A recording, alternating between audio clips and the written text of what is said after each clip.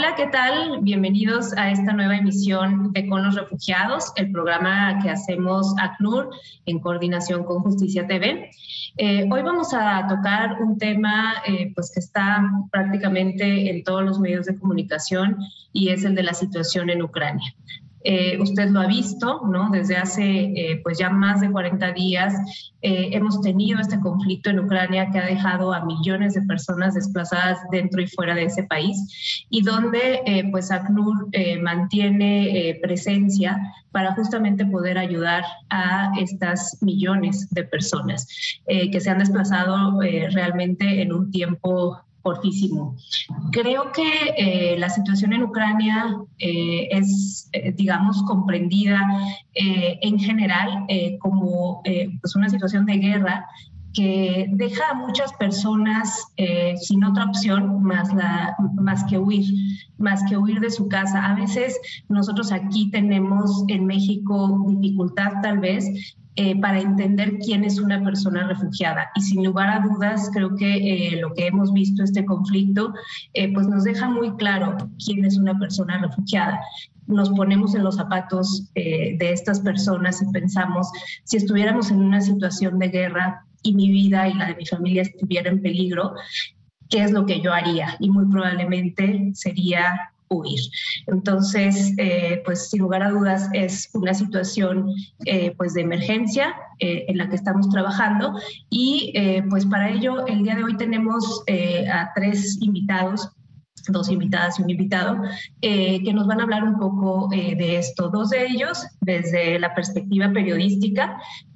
Toya Sarno, ella es fotógrafa documental y estuvo hace algunos días cubriendo desde Polonia. Gracias, Toya, por acompañarnos el día de hoy. Gracias, Silvia.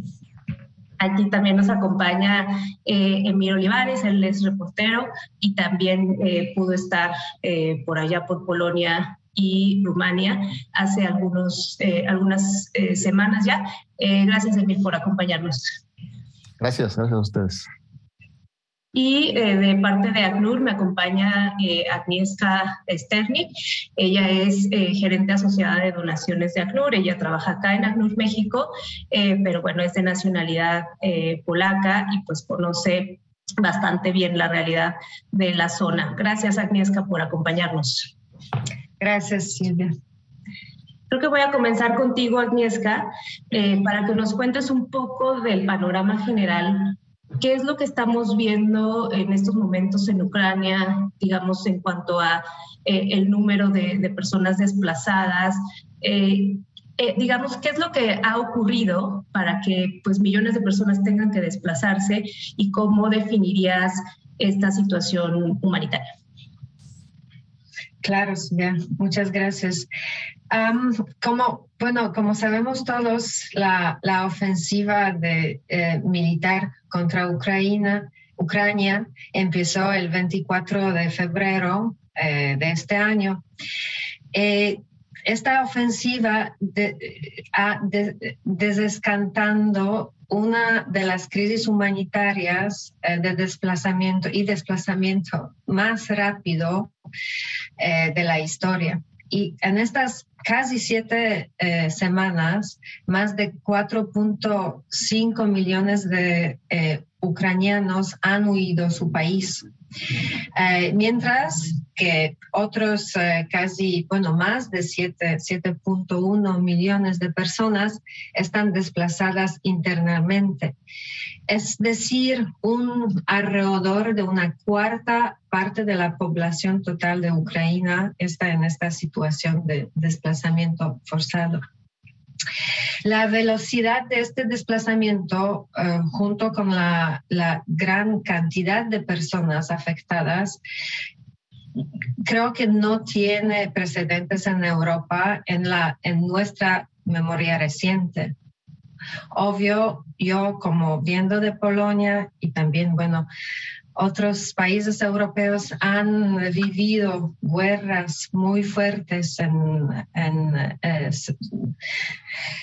años pasados, en siglo pasado, pero desde allá esta situación humanitaria no tiene sus precedentes.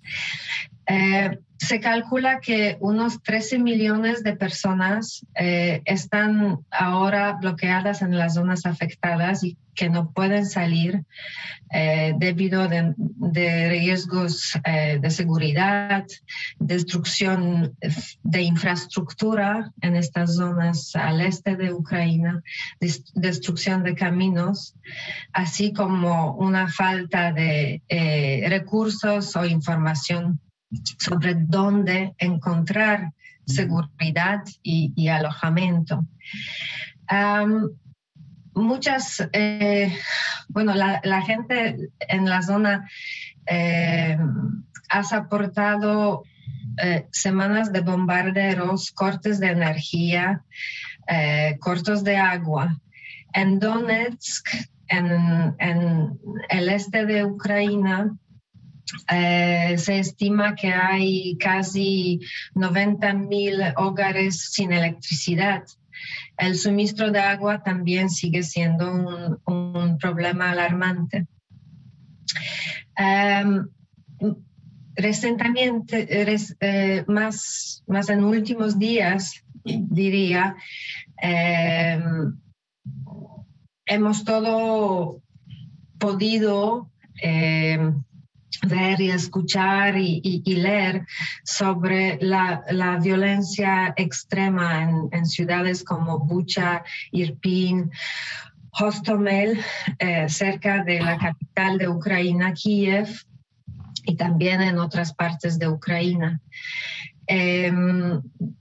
Como consecuencia, como resultado, como respuesta a estas violencias, el coordinador residente y humanitario de Naciones Unidas emitió un comunicado pidiendo un alto el fuego inmediato y una investigación independiente que se conduzca y que se busca responsabilidad por esos hechos. De nuestro lado, del parte de ACNUR, el ACNUR estaba operando en Ucrania desde hace 28 años y obviamente está centrando su respuesta ahora en el país. Y el alto comisionado para los refugiados, Filippo Grandi, reiteró muchas veces el compromiso del ACNUR de quedarse y cumplir con el pueblo de Ucrania, tanto en Ucrania como en países vecinos. Y vamos a entrar, creo que en mayor detalle, de cuál es la actuación de la ACNUR más adelante. Uh-huh. Voy a detenerme ahí contigo, Agnieszka, porque me interesa también que en este primer segmento, tanto Toya como Emir, empezamos contigo, Toya, nos cuentes un poco de cómo llegas a Polonia.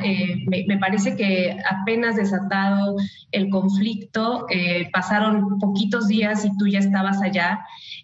Cuéntanos un poco esta parte, porque tú estás basada en Ciudad de México, eres fotógrafa freelance y de pronto pues decides ir para allá y retratar imágenes, ¿no? de personas refugiadas. Cuéntanos un poco cómo se da esta oportunidad, por así decirlo. Más adelante entraremos ya en detalle de lo que te tocó ver por allá.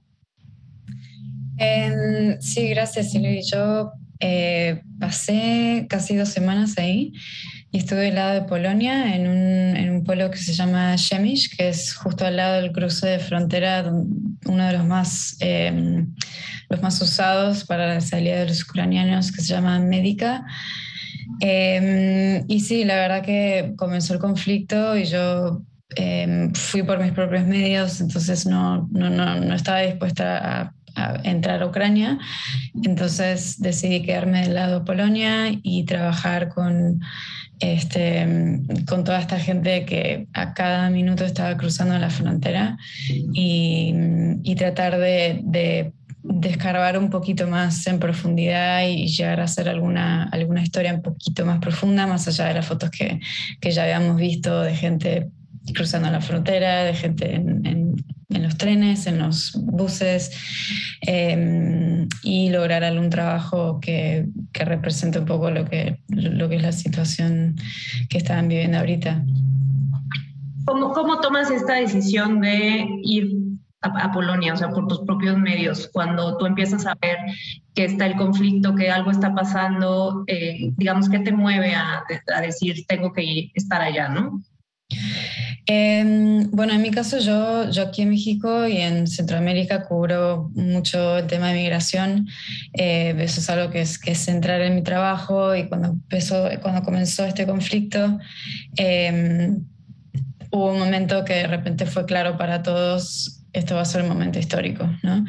Y eso fue un poco el momento en que decidí ir y de alguna manera como aportar a este archivo visual de la situación que se empezó a generar.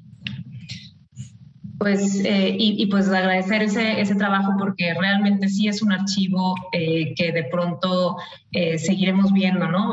Durante muchos años, y pues estas imágenes son muy poderosas. Voy contigo, Emir.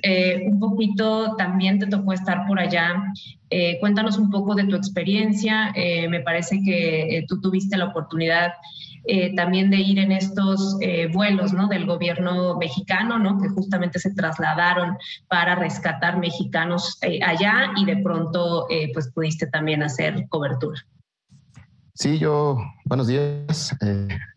Estuve en los dos vuelos de México, de la Fuerza Aérea Mexicana en la Cancillería, con cobertura mediática. El primero fue a finales de febrero, el segundo principios de marzo. Y ya para el segundo tuvimos posibilidad nos autorizaron a mí y a un compañero fotógrafo de la jornada a quedarnos, y pues nos fuimos hacia las zonas fronterizas, tanto del lado rumano como del lado polaco, pues a documentar, ¿no?, esta crisis humanitaria. Y estuvimos en varias fronteras y otras ciudades, ¿no? Por ejemplo, estuvimos en Budapest, que es donde confluían en la estación de trenes muchos refugiados, miles, que venían tanto de Polonia como de Rumania, o de la propia frontera de Hungría o de Moldavia, justamente en Budapest, para de ahí moverse hacia Occidente, ¿no? Entonces, sí, fue una experiencia muy fuerte, ver toda esta, pues yo diría, llamarla tragedia, con tanta gente movilizándose. Ahora sí que hemos escuchado siempre, ¿no?, del ACNUR, que la gente mete su vida en una maleta y huye, y literalmente me tocó verlo, ¿no? Ser testigo de esa situación. Digo, acá, Emir, tú has cubierto pues por muchos años también en México, ¿no? Temas de derechos humanos, etcétera. Pero ¿cómo te marca esta experiencia, ¿no? Es a lo mejor un contexto del cual igual no estabas tan familiarizado, no sé si habías estado en la región antes o no, pero digamos, en tu experiencia, ¿no?, como periodista, ¿cómo te define, ¿no?, esta experiencia de poder estar allá en el conflicto, pues, ¿no?, de los millones de desplazados? Pues mira, yo lo veo, sí, he cubierto temas de derechos humanos, desplazamiento interno forzado en México, migración, ¿no?, sobre todo procedente de Centroamérica, de América del Sur, migración que transita por México. Y en esta ocasión me marcan en el sentido, yo lo veo así, los migrantes también huyen con su vida en una maleta, ¿no? Pero a diferencia de los refugiados por esta invasión, a los migrantes dejan todo atrás, pero en su objetivo llevan una esperanza, desde mi punto de vista, que es llegar a un país al que vayan con la idea de conseguir un trabajo, huir de la violencia, una vida mejor. Y estas personas, la mayoría ucranianos que vi salir de allá, no llevan esa esperanza, ¿no? Están dejando todo y no ven perspectiva de futuro, ¿no? Los migrantes creo que al menos tienen esa posible perspectiva, pese a todos los riesgos a los que saben que se van a enfrentar. Y y en el lado de acá, de Europa del Este, no lo vi, ¿no? Con la gente que pude hablar, con la gente que la gente que vi, no vi esa posibilidad de futuro. Realmente lo que ellos desean es que esto se acabe y regresar a sus casas, ¿no? Al comienzo del programa decía que creo que no nos queda duda de que las personas que están saliendo de Ucrania son personas refugiadas. Un poco luego también lo traslado acá porque, Mirto, hablabas mucho de migrantes en esta región, que claro, que por supuesto que los hay, pero también no olvidar que estamos hablando de flujos migratorios mixtos y que en la misma población centroamericana que se desplaza, puede haber, sí, ¿no?, quien busca la vida mejor y la oportunidad en otro país, pero puede haber también el que viene huyendo porque, digamos, las maras han acorralado su vida y ya no tiene otra opción.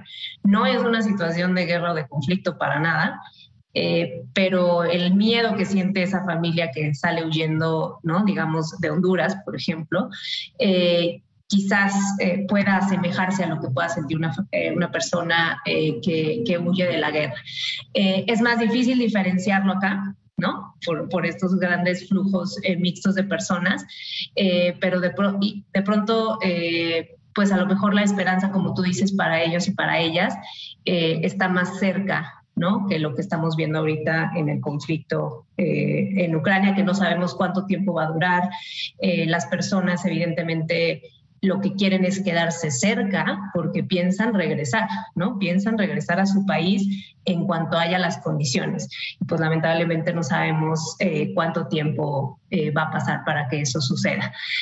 Vamos a ir a un corte, no se vaya, seguimos con los refugiados. A la vuelta vamos a hablar un poco de cuál es el trabajo del ACNUR en esa zona.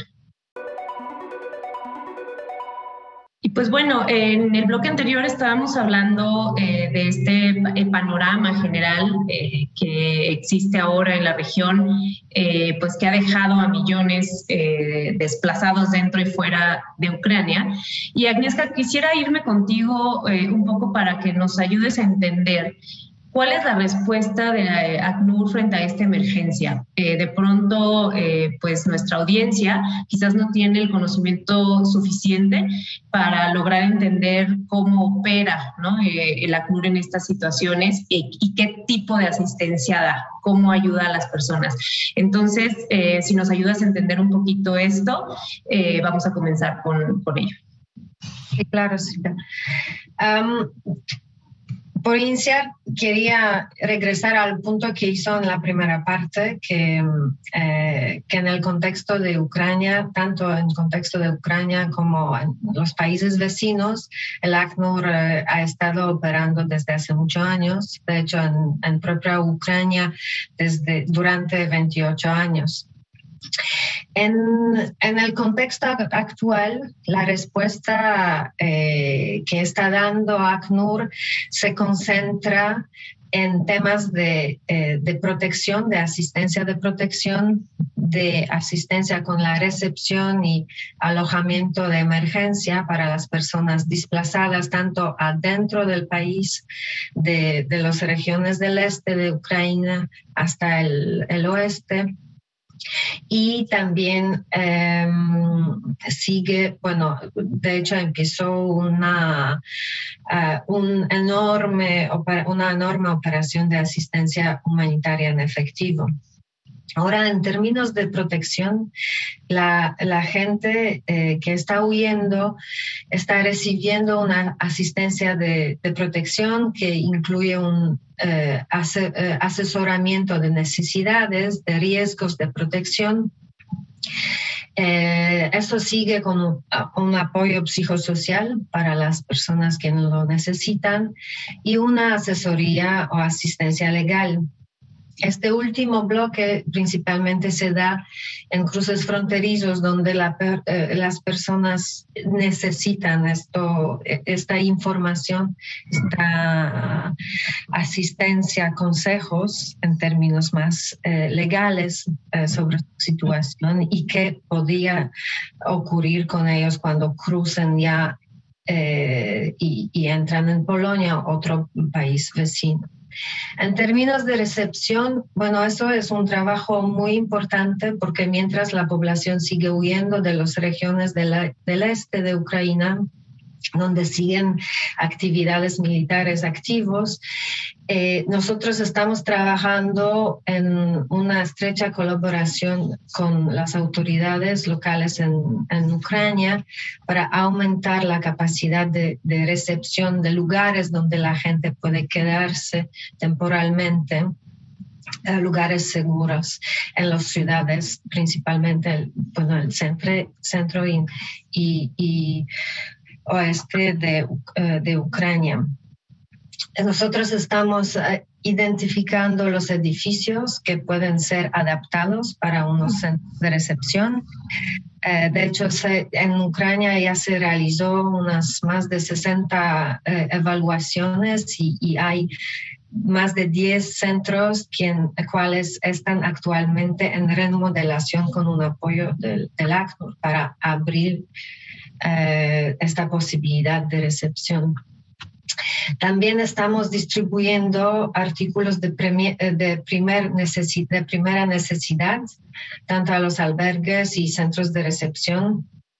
Y eso también se trabaja mucho en colaboración con autoridades locales, quien también, para ampliar su propia capacidad de recibir a más desplazados internos. En términos de asistencia humanitaria en efectivo, es un programa del ACNUR para ayudar a las personas desplazadas, particularmente vulnerables, a cubrir los costos de las necesidades básicas, tanto como alojamiento, comida, ropa, artículos de higiene. Cuando las personas huyen de sus propios hogares, huyen con pocas cosas, entonces estas necesidades básicas son muy fuertes y la asistencia humanitaria en efectivo que estamos dando como ACNUR sirve a eso, sirve a dar un recurso adicional a las personas para que compran, para que buscan las cosas básicas que necesitan para sobrevivir. También lo que estamos haciendo desde los países vecinos y aquí principalmente desde Polonia es la entrega de la asistencia humanitaria a los países, adentro la Ucrania. Entonces, desde Polonia salen los convoyes con artículos de necesidades básicas, como kits de higiene, ropa de invierno, juegos de cocina, colchones, comida, leche en polvo para los niños que se entrega adentro de Ucrania. Lo que sí es un gran reto y sigue siendo un reto es entregar esta asistencia en las regiones del país donde se registran combates activos. Y aquí ACNUR sigue tratando de coordinar con otras agencias de Naciones Unidas y organizaciones internacionales para desplegar unos convoyes humanitarios. Han sido recientemente 4 de estos convoyes y bueno, el último fue el 6 de abril, donde enviamos artículos como lámparas solares, fórmulas para bebé, kits de higiene de nuevo. ¿No? Este tipo de apoyos siguen siendo como un apoyo central y una actividad central de ACNUR en Ucrania. Sí, gracias, Agnieszka. Y creo que sí, conforme, digamos, uno se acerca a las zonas, ¿no? Que están bajo ataque, pues más difícil será siempre operar. Pero bueno, creo que explicas muy bien que hay toda una respuesta integral, que no se limita a una sola cosa, sino que son varias, y que de pronto pues coordinar toda esta estrategia, esta logística, pues digamos es complicado, pero pues organizaciones como ACNUR tienen también mucha experiencia en esto. Entonces, pues bueno, muchísimas gracias por tu respuesta. Voy con Toya y con Emir, porque ahora sí me gustaría, Toya, que nos contaras cuál fue tu experiencia en Polonia, en las zonas fronterizas. ¿Qué fue lo que viste? ¿Qué encontraste, digamos, con las personas con las que pudiste conversar, si es que pudiste conversar con ellas? Porque de pronto también la comunicación pues puede ser complicada, ¿no? Por el idioma, etcétera. Pero digamos, ¿cómo definirías, ¿no? lo que tú viste mientras estuviste por allá? Sí, yo creo que en casi todas las coberturas de inmigración siempre lo más fuerte para ver son los niños. Y en este cruce de frontera médica donde yo estaba, literalmente a cada minuto había alguien cruzando la frontera. O sea, no había minuto donde no había gente cruzando, mujeres con niños, con abuelas y demás. Y eso es algo que la verdad sí pega fuerte porque hablando con muchas madres, quizás me contaban que los chicos más chicos no entienden lo que está pasando, entonces quizás escuchan bombas o escuchan las sirenas y saben que es algo malo, pero no se les empieza a generar un trauma de algo que todavía no entienden, entonces eso es algo que empiezan a cargar a partir de este punto en sus vidas, y eso es algo que no se sabe todavía qué les va a generar en un futuro, cuando empiecen a crecer, cuando se convierten en adultos.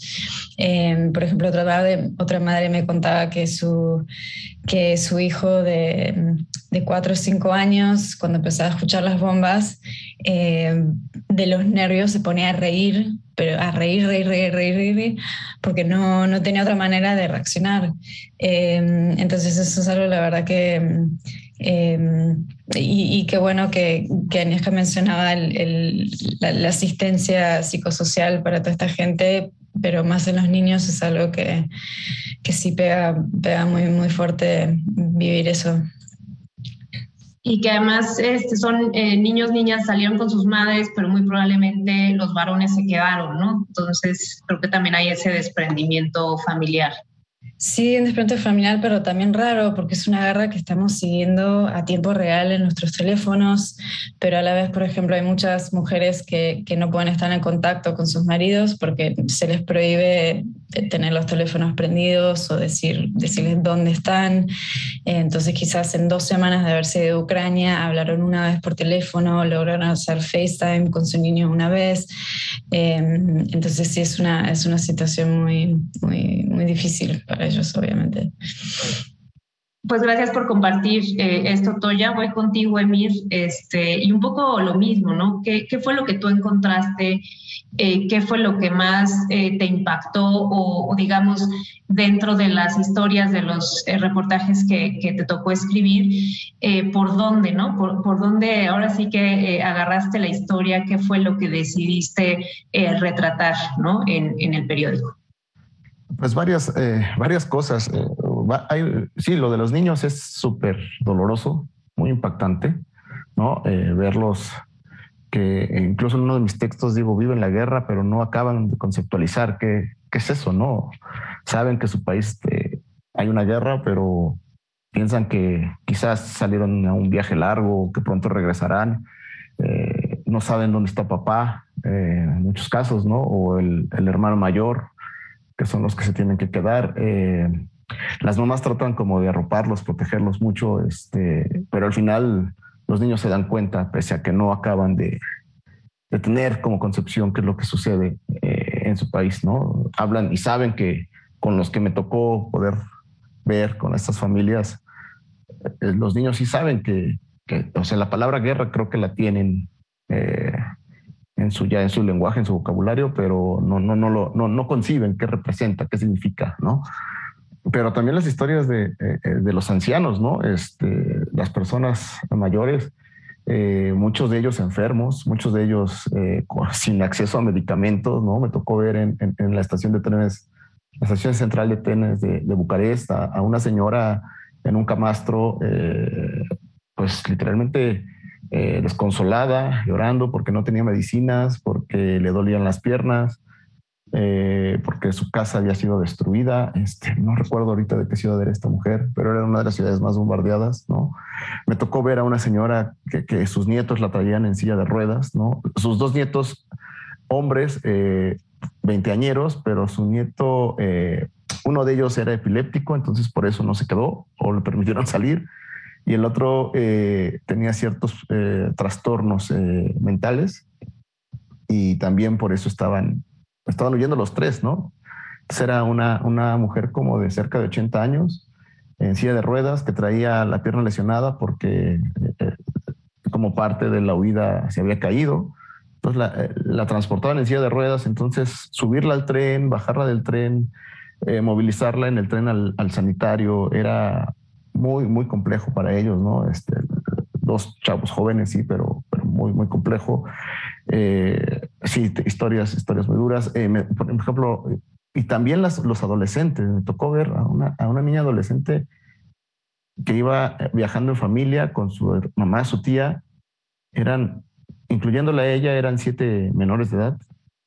Ella era la más grande de todos y prácticamente ella era la mamá de los otros 6 niños, porque la mamá y la tía y una amiga de la familia que iban con ella estaban como idas, como tratando de resolver otras cosas, no precisamente de la familia, no precisamente de la necesidad de los niños. Y esta niña, Ana, se llama Ana, 15 años, literalmente dándole el biberón al más pequeño, buscando cómo jugar con los otros, estar atenta. Pues yo la describí como pues, con una madre prematura o con una infancia robada, ¿no? Porque al final pues es una niña de 15 que ya está con una responsabilidad totalmente pues, que le tocó, pero que no sé si por su edad no es su decisión, ¿no? Entonces, sí, son historias todas, cada una. Yo creo que es una historia muy dura, muy compleja y que te va dejando y te va marcando, ¿no? Como persona primero y luego como profesional de la comunicación. ¿Lograste como conversar con alguien que te contara, o sea, evidentemente ahorita la situación de la emergencia, de poner la vida a salvo, de ya logré salir, pero como un poco, y creo que lo decías al principio, la perspectiva de futuro, ¿qué te decían, no? O sea, la misma gente, voy a regresar, ya no voy a regresar, o sea, digamos, no sé si lograste ahí como captar algún sentimiento. Perdón, sí, las mujeres sobre todo y las personas mayores, los ancianos, querían regresar, o sea, su objetivo es regresar. Tenían la esperanza de que pronto se acabara, ¿no? Los mismos extranjeros, que vi pocos extranjeros que vivían en Ucrania, ¿no? Pues que tenían algún negocio, que habían visto Ucrania como un proyecto de vida, ¿no? Distinto a su nación de origen. Me tocó platicar con un ciudadano chino, ¿no? Que tenía un negocio, también dejó a su familia en la terminal de trenes y él se iba a quedar muy cerca de la frontera con Rumania para poder estar pendiente, y de inmediato me decían, cuando esto se acabe yo regreso y retomo el negocio, ¿no? Estábamos hablando que iban, no sé, quizás 20 días, 2 semanas y media, 3 semanas del conflicto, y él tenía esa esperanza. Sí, no les ves. Hablaba con una mujer, con una hija adolescente y una niña pequeña como de 3 años, y me decía, pues yo sí, tengo ahora ahorros, mi esposo se quedó, vamos a Alemania, sé que hay apoyos de la Comunidad Europea para los ucranianos, pero no me va a ser suficiente el apoyo, y cuando se me acabe el dinero no sé qué voy a hacer, ¿no? O sea, no tengo una perspectiva de hacia dónde va esto. Sí, porque no llevan este proyecto de salir, ¿no? Claro. Estamos yendo obligadamente. Pues sí, y eso, y lo vamos a abordar yo creo que en el siguiente bloque, ¿no? ¿Cuáles son los retos que siguen después de esta primera situación de o este momento de emergencia, pues ya vendrá después otros retos. Vamos a ir a otro corte, no se vayan, seguimos con los refugiados. Gracias por continuar sintonizando con los refugiados, este programa que hacemos ACNUR en coordinación con Justicia TV. Hoy estamos abordando el tema de la situación humanitaria en Ucrania, la de millones de desplazados que ha dejado esta guerra. Y hemos hablado un poco del panorama general pues que vemos ahora en la región, un poco también de cuál es la asistencia que brinda el ACNUR en esa zona, las experiencias tanto de Emir como de Toya, que fueron a cubrir, digamos, parte de esta situación a los países vecinos. Y pues bueno, teniendo esto en claro, quería ahora continuar con cuáles son los retos que siguen después de este primer momento de emergencia, de tener que poner la vida a salvo. De pronto es una situación que no sabemos cuánto tiempo va a ayudar y que estas personas de pronto se van a quedar en otros países pues por tiempo indefinido, que puede ser bastante largo. Agnieszka, por ejemplo, un país como el tuyo, un país como Polonia, ¿cuáles crees que sean los principales retos para justamente poder integrar de alguna manera a esta población que está llegando, además siendo Polonia el país que más refugiados está recibiendo? Sí, como dijiste, Polonia sigue siendo el principal país de llegada de los refugiados de Ucrania, y ahora creo que estamos ya a 2.6 millones de personas que han llegado desde el comienzo de la guerra. Y claro, el ritmo como tal de llegada se ha ralentizado bastante en últimos días, pero bueno, los flujos de desplazamiento siguen llegando, y también lo que se observa aún más en estos tiempos, como 6-7 semanas ya del inicio de la guerra, que al prolongación del conflicto vienen personas con menos recursos, personas que ya han vivido la guerra, que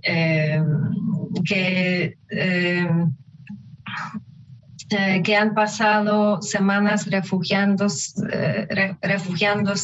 en sus casas o en albergues en condiciones extremadamente difíciles, que están traumatizados, y todo esto impacta a sus capacidades de establecerse de nuevo, establecer sus vidas, empezar a vivir en un país como Polonia. Aquí, bueno, de un lado, ACNUR tiene un papel muy importante y ha empezado un programa enorme de asistencia humanitaria en efectivo, justo para dar recursos a las personas que llegan a país como Polonia para poder cubrir sus necesidades básicas. Pero también, tanto desde Polonia como su gobierno, pero también como miembro de la Unión Europea, se empezó varias actividades, varios apoyos. Lo más importante, creo, en el nivel europeo es el hecho que al nivel de Unión Europea se abrió una posibilidad de protección temporal para todas las personas que huyen del conflicto en Ucrania, que se puedan quedar en los países europeos, tener acceso a los papeles, entonces estar viviendo en los países europeos en la manera legal, que obtengan acceso al mercado laboral y a la protección social y a la educación para sus niños. Eso es solo un inicio de un proceso larguísimo de integración o integración temporal para estas personas, porque siguen siendo retos tanto como idioma, que aunque la idioma ucraniana está bastante cerca del polaco, no es lo mismo. Los niños no hablan polaco. Los niños entran en las escuelas donde tampoco las escuelas están muy preparadas para recibir los niños no hablan polaco. Entonces, aquí creo que, bueno, lo que ya está en términos formales, está muy bien y muy abierto a esta posibilidad de integración, pero siguen retos de cómo en la manera práctica se va a realizar esta integración. Y este esfuerzo enorme, tanto de la sociedad polaca, de organizaciones internacionales, como bueno, ACNUR mismo. En casos de otros países, también, por ejemplo, en caso de Moldavia, que ha recibido más de 400,000 personas huyendo ucranianas, se está organizando en colaboración con ACNUR, con OIM y en el contexto europeo, en contexto se llama European Union Solidarity Platform. Se organizan unos vuelos gratuitos desde Moldavia a varios países europeos, cual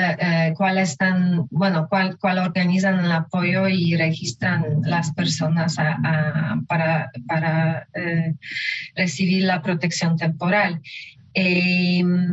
Países europeos que actualmente organizan estos vuelos son Austria, Alemania, España, Francia, Letonia y Noruega.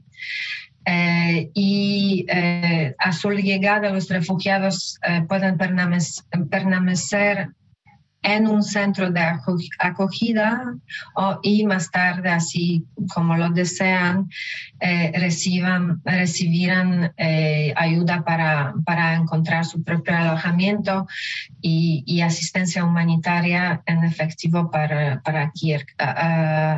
alquilar la casa, comprar comida, etc. Pues gracias por este panorama. Sin duda, como dices, es el principio de la integración. No dudamos de las buenas intenciones, ¿no?, que tienen ahora tanto los países como las organizaciones como las mismas sociedades, pero de pronto, pues en la medida que eso va avanzando, también se puede complicar toda la implementación. Y ahora que mencionas estos vuelos, también México envió algunos vuelos que justamente, Mir, tú estuviste en ellos. Cuéntanos un poquito de esta experiencia, digamos, de los mexicanos viviendo en Ucrania que finalmente pudieron salir, también gracias al apoyo del gobierno mexicano. Sí, claro. Pues mira, no eran muchos los mexicanos, quizás unos 80 entre los dos vuelos, ¿no? Pero bueno, venían en compañía de sus familias, pues la mayoría de origen de ucraniano. Esposas, esposos, muchos venían con la familia, ¿no?, de su pareja, de su cónyuge. Y pues yo sí lo veo como que representó fue un trabajo diplomático, sobre todo, ¿no?, en particular de los embajadores mexicanos radicados en esos países, Rumania particularmente y Ucrania, ¿no?, el embajador Ordorica y la embajadora en Ucrania. Y pues al tener la experiencia como miembros de muchos años del Servicio Exterior Mexicano, la verdad es que creo que lo agilizaron, lo movieron muy bien, ¿no? Les dio las tablas, por así decirlo, creo, para poderlo. Más de 20 años de experiencia, empezaron desde abajo, ¿no?, en el servicio, y ahora son embajadores, y eso les permitió tener contactos para poder salir, ver los tiempos precisos, sobre todo, ¿no?, para poder transportar a la gente hasta la frontera, ¿no?, con Rumania, que vieron la opción en Rumania. Y sí, muchos mexicanos venían, pues sí, con cierta, ¿cómo llamarle? con cierto alivio, ¿no? De que habían salido con su familia, con su pareja, de una situación de crisis, de guerra, y que, bueno, venían a México a retomar ciertas cosas, o igual también muchos decían temporalmente, ¿no? Para regresar a Ucrania. Entonces, bueno, pues creo que desde mi punto de vista fue un alivio para ellos, y el que México les haya puesto un avión para poderlos transportar y regresar a México les significó pues justamente incluso no gastar, ¿no? Porque también ese vuelo hasta acá no es nada sencillo, ¿no? Desde esa zona de Europa, yo que tuve que regresar así de un momento a otro. Exacto, ¿no? En cuestiones de dinero. Y ya lo último, si me lo dejas hablar, no todos los refugiados o desplazados por este conflicto son ucranianos, ¿no? Y me parece que todos requieren de esos apoyos que se está dando a los ucranianos del lado europeo. Y también qué bueno que hoy se les abran las puertas, pero hay que acordarnos que años pasados a muchos otros de otras regiones, no precisamente de Europa, se les cerraron las puertas, ¿no? Cuando también requerían ese apoyo y también huían de una guerra. Sí, gracias, Emily. Creo que desde ACNUR lo hemos dicho así, ¿no? Digamos que los países tienen que brindar protección a quien lo necesite, independientemente de su nacionalidad. Entonces, creo que ahí coincidimos. Me voy contigo, Toya, ya también para cerrar el bloque. Toya está en Tijuana. En Tijuana también, pues hemos comenzado a ver un flujo de ucranianos que han comenzado a llegar a México con el fin de solicitar asilo en los Estados Unidos. Cuéntanos un poquito, Toya, lo que has podido ver en Tijuana, también contrastarlo con lo que pudiste ver en Polonia.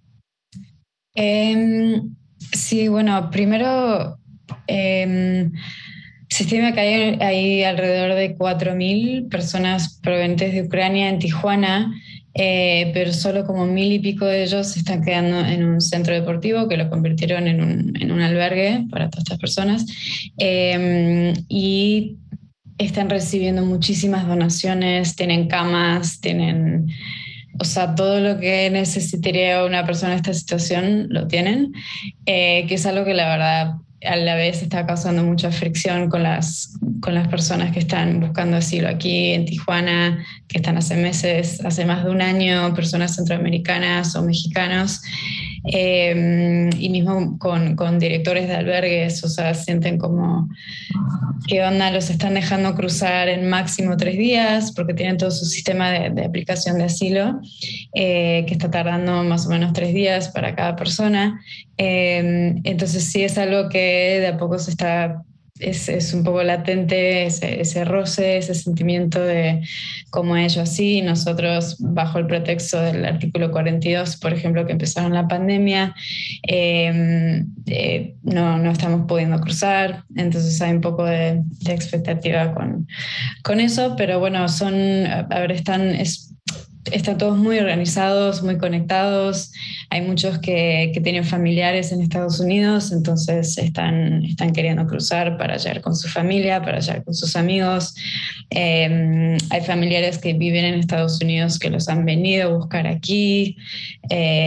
Algunos que otros están yendo también por el cruce de frontera de Mexicali, donde hay muy poco flujo de personas cruzando a Estados Unidos, entonces eso les aliviana un poco la espera. Y luego hay muchas personas quedándose en hoteles por sus propios medios, y el espacio en donde los tienen en este centro deportivo, el acceso a la prensa, por ejemplo, es súper limitado, solo nos dejan entrar 15 minutos, tomar algunas fotos y salir, y de ahí de este albergue los llevan directamente al cruce de frontera donde entran a Estados Unidos y así. Entonces sí es muy distinto el acceso que estamos teniendo y el contacto que estamos pudiendo tener con ellos comparado a otras personas que están en busca de asilo aquí en Tijuana o en la frontera sur, por ejemplo, también. Así que sí se siente un poquito esa diferencia. Pues muchas gracias, Toya. Y sí, desde ACNUR también pues hemos hablado en varias ocasiones de la necesidad del levantamiento del título 42, porque justamente pues todas las personas que solicitan asilo tendrían que poder hacerlo, ¿no? En el territorio en el que lo decidan. Bueno, pues interesante, ¿no? Toda la situación que planteas. Y pues más allá de eso, pues entiendo que pues ya las personas que están en Tijuana, los ucranianos que están en Tijuana, pues ya tomaron esa decisión como ya más como conscientes de, digamos, es mucho más lejos, ¿no? De su país, entonces a lo mejor tienen una idea más clara de que van a estar un tiempo en Estados Unidos al menos. Sí, por lo que parece sí, también hay gente quizás con más recursos, hay gente, la mayoría de los que están aquí, muchos sí hablan por lo menos algo de inglés, entonces sí se nota que son personas que tienen un poquito más de recursos y oportunidades para poder irse a otro país. Claro. Pues muchas gracias, Toya, muchas gracias a los tres, a Emir, a Agnieszka y a Toya por habernos acompañado el día de hoy. Yo antes de cerrar quisiera simplemente hacer dos comentarios. El primero, ¿cómo puedo ayudar? ¿No? Muchas veces las personas creen pues que está muy lejos, ¿no? Esta situación y qué pueden hacer. Decirles que nosotros como ACNUR mantenemos abierto pues nuestros canales de donación. Lo más sencillo es que se metan a nuestra página web www.acnur.org/dona y ahí, pues bueno, sus recursos se van a ir directamente a financiar estos tipos de asistencia que explicaba Agnieszka del ACNUR en la zona. Entonces, si tiene oportunidad, pues puede hacerlo por esta vía. Y también darles ahí un anuncio. Mantenemos ahorita una exposición fotográfica justamente con las fotos que tomó, con algunas de las fotos que tomó Toya en Polonia. Está en el Museo Memoria y Tolerancia, es entrada gratuita, está, digamos, entrando en el museo para que usted la pueda ver. Entonces, si tiene tiempo, se la recomiendo que pueda estar por ahí. Yo me despido, muchísimas gracias por habernos acompañado en esta emisión de Con los Refugiados. Nos vemos pronto.